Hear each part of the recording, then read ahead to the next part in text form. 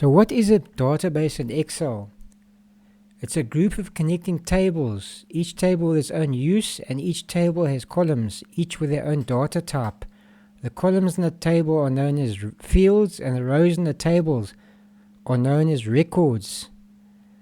So now for some tips for working with databases in Excel.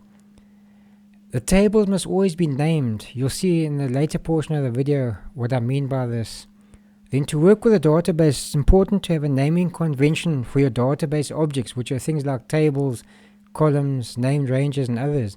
A good naming convention to have is lowercase, no spaces, so you use underscore instead of the spaces, and singular. Example, the name for a bank statement would be bank statement and not bank statements, if your database has many bank statements.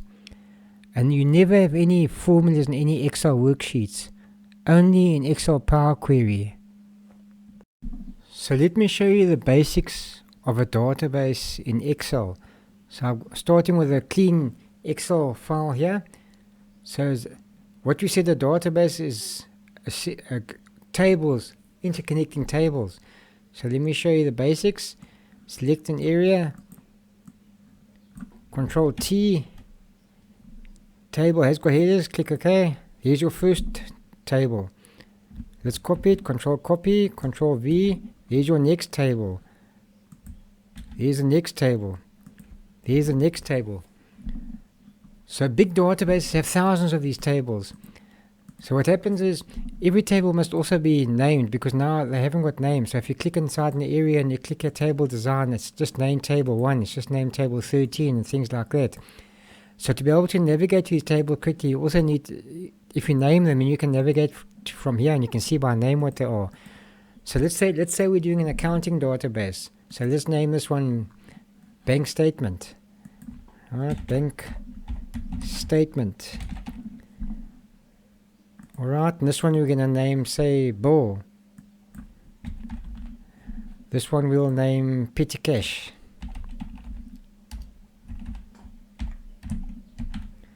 This one we'll name invoice.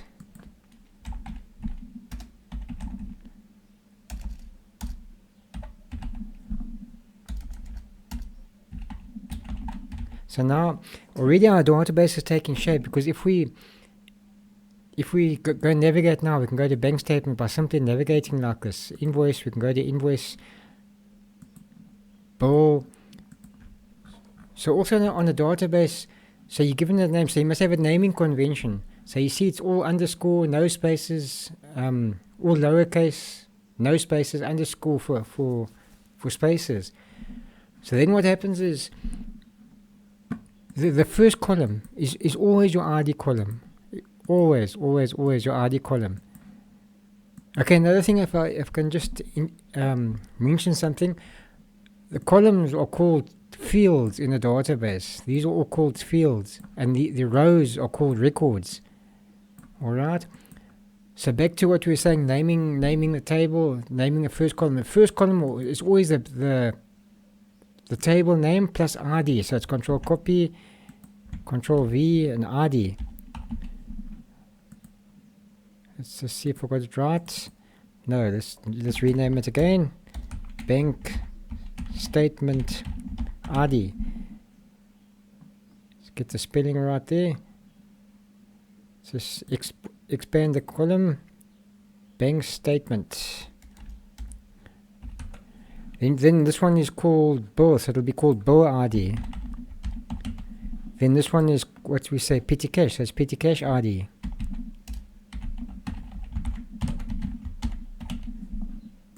And this one we said is called the invoice, so it's called invoice ID.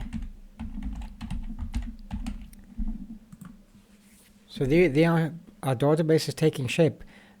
Okay, to give you a whole lesson in database is going to take hours, so I'll just give you the basics, that you can quickly learn, from here. Now another thing I just want to mention is you cannot compare a database in Excel to a relational database management system like SQLite or PostgreSQL or MySQL, but it's a very good learning curve. I learned database fully in Excel, and then I moved over very easily to PostgreSQL and SQLite. So it's always worth learning. And it's also, when you're learning database, it's a lifelong learning journey. You'll never know everything. I'm learning every day as I'm going along. So now, another thing, so every table in a database, if you can look at it in a way, you can say it's got its own use, and then every column in each table has also got its own use and must have its own data type. So the ID columns will always be whole numbers. So let's just go and select all the ID columns and make them whole numbers. Alright, Control 1, the shortcut to set the format. So it's going to be number, it's going to be a whole number. Click OK. So let's just check 1 to make sure it's right. So it's a number, it's a whole number, so we can see it's right. So then, so you go through each as you're opening a table. So it's always the same sequence. You create a table, you name it, you name your first column, the table name plus ID, and then you go to your next columns and you set the type for the next column. So every one of these accounting tables will have a date column. So you can just go and make date. Let's just see if we can select all these and change them at the same time. I'm not sure if you can. Let's just try. Okay, you can. So they all have date. So let's go and say what other column will they have? Amount. Let's go and select all the columns and type amount. Okay, so we've got bank statement, date, amount, bank statement, date, amount. So all the dates will be date types. So let's select all the dates. Control 1, date. Make this format here. Alright, so the amount columns will all be decimal 2 places. So let's go and select the amount columns. Start again. Select all the areas, control hold the next area, control hold, control 1 for the shortcut to set the format. It's going to be a number, it's going to be a decimal place.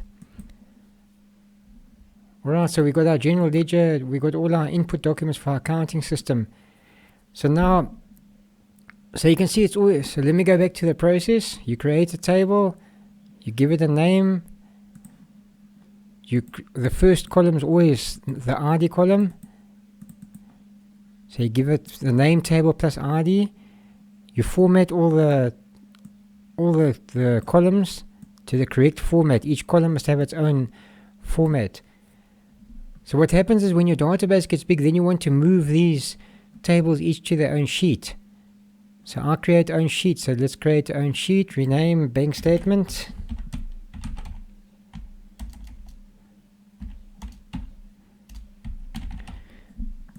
Create another one. What do we say?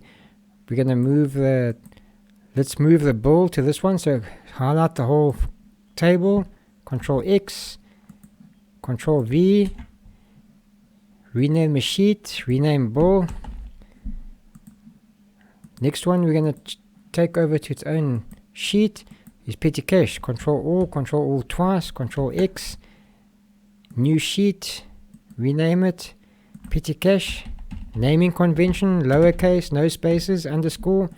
Move it to the end to make it in alphabetical order the sheets.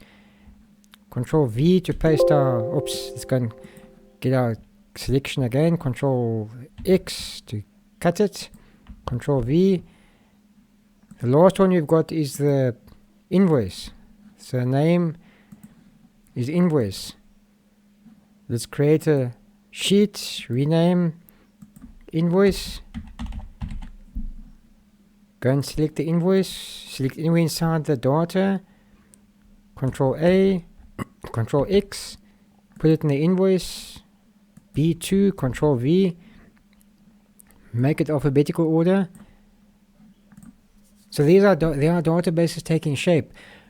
If I can just mention another thing, whenever I work in Excel, I don't know how anybody can work without tables. I only work in tables, these tables. Everything I do in Excel is with these tables, because as you enter data below the tables, it carries the formatting and everything over, so it's brilliant. So then you can see the navigation now. The best way to navigate a database is via this drop down here. So you go to your bank statement, you want to go to the invoice, you go to invoice. So another thing you need in database is named ranges to be able to have data validation, so you can't allocate the wrong amounts in the wrong columns. So the best way to create, you first create named ranges. So what you do is select the whole column, including the header. Formulas, create from selection, top row, click OK. Next one the same, bill ID, create from selection, same. Invoice, select the whole column, create from selection, top row. Petty cash, same thing. Formulas, create from selection, top row, okay. So now if you go and look at all your named, if you go look at the name manager, all the names here with blue are your columns, or your primary key columns. So now if you navigate as well, you can navigate to the primary key columns because they'll all be named. So all the ones with IDs are your primary key columns. And the ones without ID are your invoice tables. So you can see how you get organized to be able to, because in the database you want to enter things very quickly and also find things quickly. So another huge tip in database and Excel, never ever have any formulas anywhere in your sheets.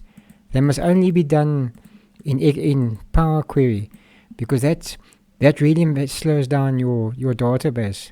Because before you know it, you've got hundreds of thousands of rows with say 100 tables in this Excel, which Excel can handle very easily if you bear that in mind. So what other tips can I give you? In this short video.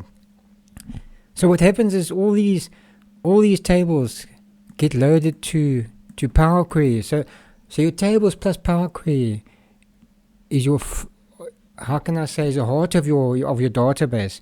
So you load all these to Power Query and then you append them and you merge them and things like that. Long lesson for that as well. So I thought I'd just give you a quick primer on what a database in Excel looks like. And so if you like what you see, please click the like button below, subscribe to receive future videos, and thank you for watching.